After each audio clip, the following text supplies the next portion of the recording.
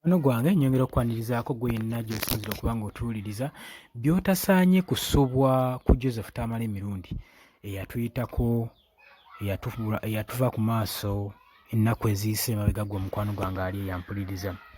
Yaleka agambye nti okunziika mu nziike naye nze mulina kunziika nga nnyimiridde, kye yaleka alaamye era njagala okutegeeza kino bali mu kiteeka mu nkola batya.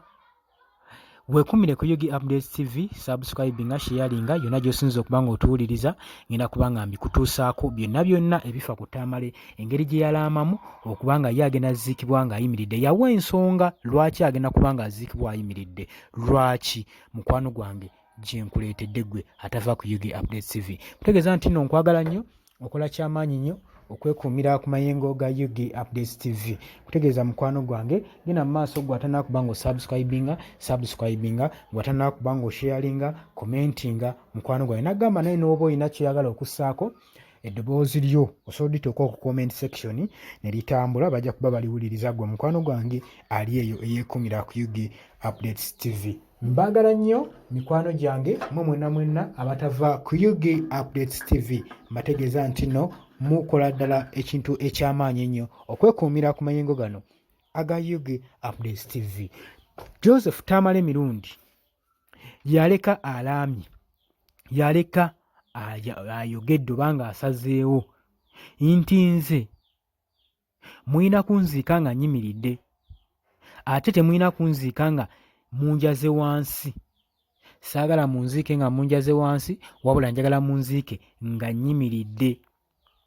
Ate teyakoma ku ekyo kyokka Joseph Tamale Mirundi. Yagamba n'okugamba bwe mba mmaze okunziika nga mwakava emagombe mumeekinge sure nti nno mungulira emmotoka empya. Era bwe twogera kati omugenzi emmoloka ali mu kugibanja.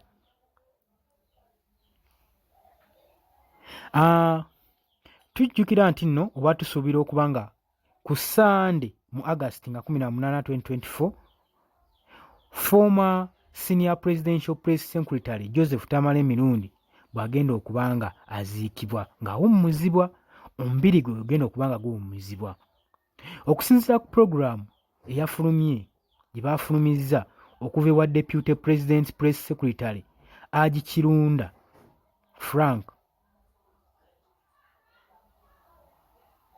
Farouk, Haji Kirunda Farouk ku behalf ya gavumenti, naye information gye tulinawo egamba tugenda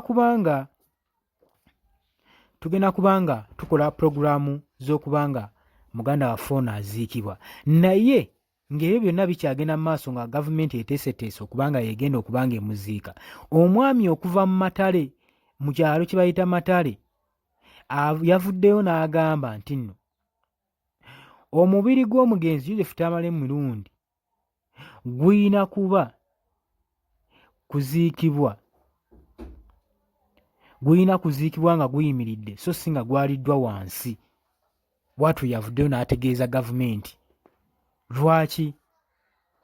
Tamale Mirundi eyafa ku lunaku olwokubiri mu August 13, 2024 mu kiro ekya Keesoolo mu Kisubi Hospital yali akoze directive ebiragiro ku famire oba ku bamembers ba famire nga bakubirwamu maama wa Tamale Mirundi ayitibwa More.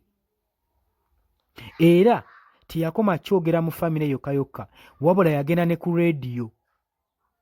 Era kino n'akola directive eno, n'akola ekiragiro ng'ali live ku mpewo ku Tooko Show nga bamuvisiting nga bamukyazizza, nga omwami ono Adam Kungu nga yamukyazizza ku Radio 4.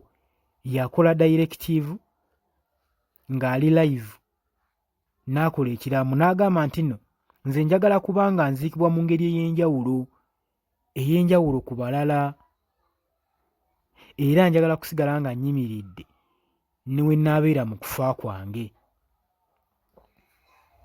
Joseph Tamale Mirundi yagamba nze namala dda okutegeka special grave y'entaana yange eri special okuva eri mugundi ku malaalo g'ewaffe mu Matale, mu kyalo kye bayita Matale village, okukakasa nti nno wiishi ye erina okugamba okufulfiringibwa, okuteekebwa mu nkola ekiragiro kye kyeyagala ng'ayagala kiteekebwe mu nkola. Yagamba nti nze namala dda n'okulima n'okwesimira entaana eyange, era n'agamba nze bajja kunziika nga nnyimiridde. Oba okitegeera, so si nga munjaze wansi. Ebiragiro bino okusinziira ku Joseph Tamale Emirundi, ekigendererwa kye ekyokwagala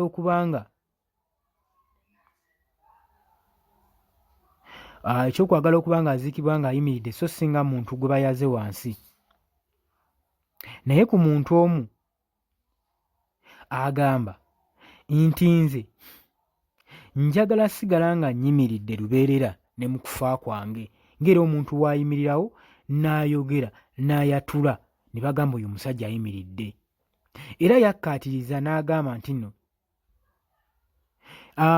kino ekyokwagaliza, ekyokunjagaliza kigenda bba kiwanvu, era kino yakikuutira maama we More emyaka mingi emabega. Namugamba nze njagala munziike nga nnyimiridde. Ng'oggyeko kino ekiragiro ky'okubanga Joseph Tamale Emirundi yawa maama we ekirowoozo ky'omuziika ng'ayimiridde. Maama we More yali talina kyakkola, yakkiriza era n'akakasa mutabani we kye yeeyagaliza kijja tteekebwa mu nkola ng'amaze okuva mu bulamu bw'ensi eno. Okwagala okukiipinga ne tensioni mu famire ye, Tamale Emirundi era yaleeta ekirowoozo n'agamba nti bwe bamaliriza okufa kwe, famire ye erina okuba nga emugulira emmoroka eya modo empya eriko nga bagimugulira newankubadde amaze okufa. N'agamba nga bwe baakikolera kitange,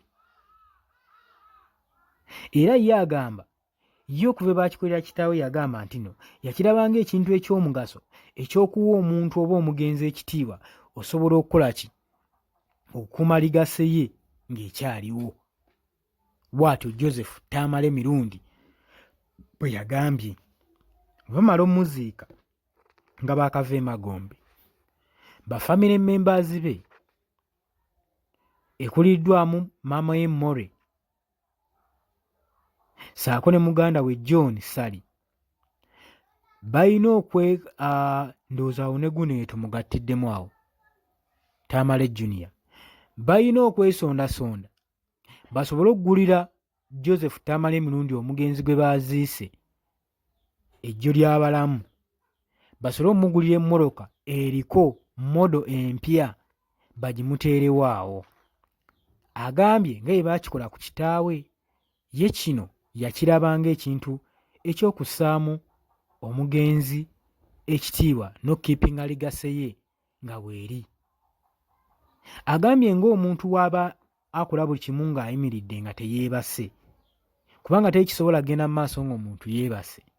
Nze njagala munziike nga nnyimiridde, temujja kunziika nga munjaze wansi, kuba nze njagala ne mu kufa kwange nsigale nga nnyimiridde ng'omusajja. Bye biragiro bye byabawadde ebyakubye gavumenti ekikwe, ng'ate gavumenti terina ngeri ki gy'ebikugira.